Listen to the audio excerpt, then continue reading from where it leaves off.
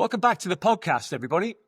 So today we're joined by Tyler Suits, who is the owner and chief executive of Transcend Logix Consultancy. So welcome to the podcast, Tyler. Glad to be here. Why don't we start by asking you a little bit about yourself and what Transcend Logix does and who you typically serve from a customer perspective? Sure, absolutely. My name's Tyler Suits. I live in Chattanooga. I've done logistics majority of my career of some sort, size of the fence, running a dock, brokering, international freight, now consulting, managing a fleet and all that. So I have a broad scope of of all the avenues of logistics. I took all that knowledge and I combined it to create Transcend Logix to help other people out. Typical target is typically newer companies that are up and coming that are trying to build and develop their platform, and companies who are looking to change their platform slightly. For example, if they're using a spreadsheet for a TMS, I want to help them get away from that and use something a little bit more efficient and a little bit more automated.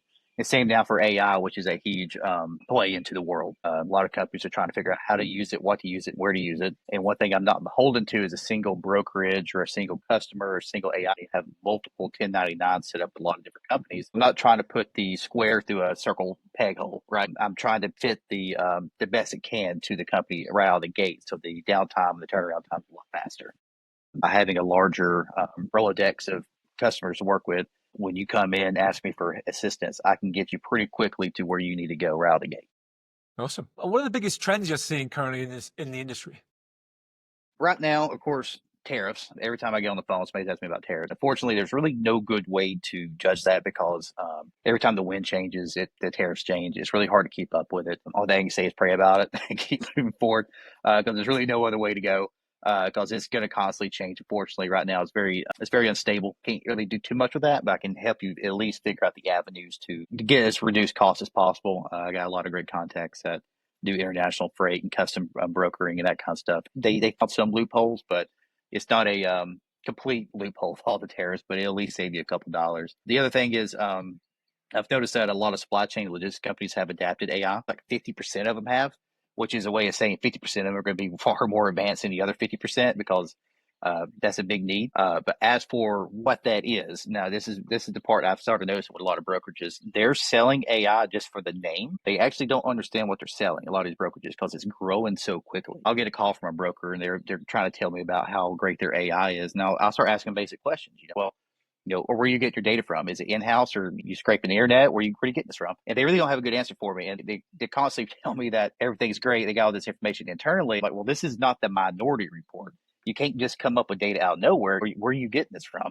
You can't really tell me. The biggest thing I've learned is that a lot of companies are growing too quick with it, and they're trying to sell a product they don't fully understand. With AI, I mean, let's be real. Most people don't really know what AI is and how vast it is and how much it is capable of doing. Guys like you and hopefully guys like me can help train, teach, and grow companies to use these platforms because 50% for one of the most powerful tools in human history, probably outside of fire and the will, something that should be closer to 100%. It means I see that 50% is telling me that of those 50%, how much of those actually understand it? And then where's the other 50% at? My biggest concern is that a lot of companies are going to be left behind and these other guys are going to quickly accelerate out the gate.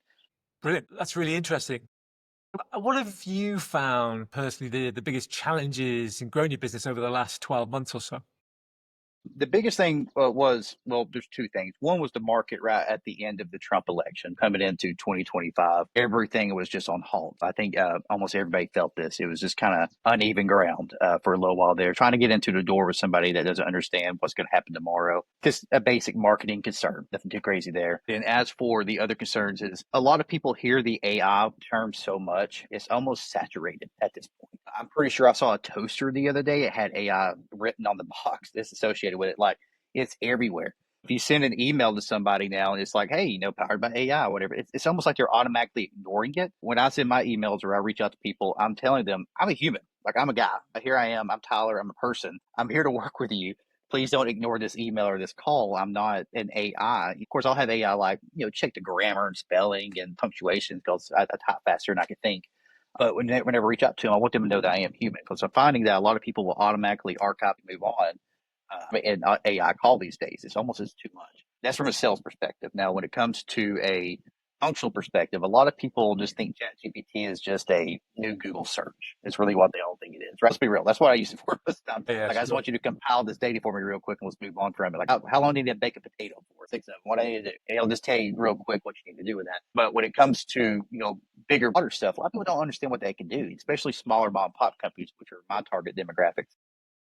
It's like, hey, you get 300 shipments a year. This thing's more expensive. Do you know why? And they're like, no, I have no idea. It's like, well, watch this. They plug their information to a lake house because they don't want their information on the web. Then all of a sudden, boom, they have this information. They're like, oh, if I go to Oakland instead of Long Beach, I can save 20%. Like, that kind of data is something that they wouldn't even really be aware of if it wasn't for AI, who could do it within seconds. We're talking gigs of data they can do in just a matter of minutes. That would take an accountant weeks to figure out. Showing them that kind of stuff is the biggest thing, because I think it's just grown so rapidly, like I said earlier, that a lot of people have gotten lost in the speed of it. Like, it's literally one of the fastest growing technologies I think ever. Because I remember when it first came out like 2 years ago, South Park was doing an episode on it, and everyone's just trying to figure out what it is. And next thing I know, like I said, toasters have it. Like, it knows exactly how long what kind of bread to toast with. It's everywhere. Biggest thing is that people are getting lost behind, and they're trying just to keep up with their day-to-day life, especially here in America. Market's starting to pick back up. People are starting to get more jobs again. People are more worried about just paying their bills and eating and just staying, just keep going. Not really too worried about investing into something that they even fully understand to the fullest capacity. Educating people is one of the biggest things I found when I get people on the phone. It's like, hey, how are you handling your data? How are you figuring this out? Simply like, oh, I'll just look at it. It's like, I got a spreadsheet. We do a pivot table. Showing them and educating them is usually the biggest thing I found so far. Now, that's for smaller customers. Bigger customers are usually a little bit more far ahead, and that's probably the 50% I was talking about earlier. But your smaller people, your mom and pop shops, are being left behind at a pretty high rate right now. Right. Interesting. Yeah, I know 12 months is especially in this current AI environment, very long period of time. A lot happened, yeah. If you had a time machine and you were able to go back 12 months, what would you do differently? Or what would it be that you think you'd change to help your business? That's a good question. I like that. The biggest thing is, this wasn't a thing then, but if it was, I would have ran with it. Is plugins, because at one point in time you didn't have it integrated into your browser and that kind of stuff. But let's say I could go back that long and I could have that there. That would be the biggest selling thing I would ever have, because having the ability to use AI anywhere in your computer is just another level. It's a game changer. Absolutely a game changer. I don't have to go to a secondary browser. I can create composed emails from here. I can troubleshoot on things over there. Plug it into everything. Hands down, the best feature I've ever seen. The other things I would change is obviously how I do my marketing. When I first started, I was sending dozens of emails. They're AI generated. It's like all kind of emojis tossed in there. It's trying to do everything based on like social media.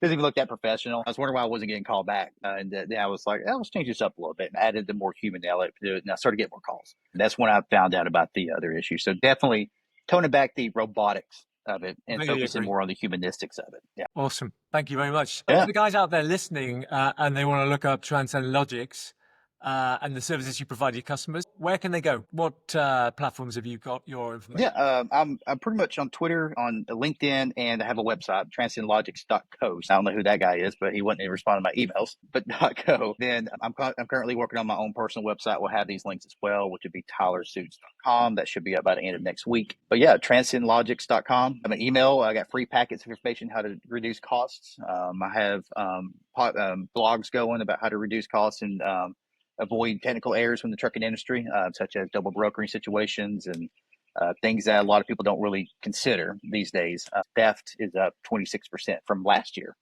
not even just in general. I'm trying to help people reduce that because insurance is a big factor right now in a lot of people's decision making. So trying to cut back on theft is something I've really been focused on for the smaller companies, and of course bigger companies too, but they can afford it. A lot of mom and pops can't. Trying to help those guys out as well.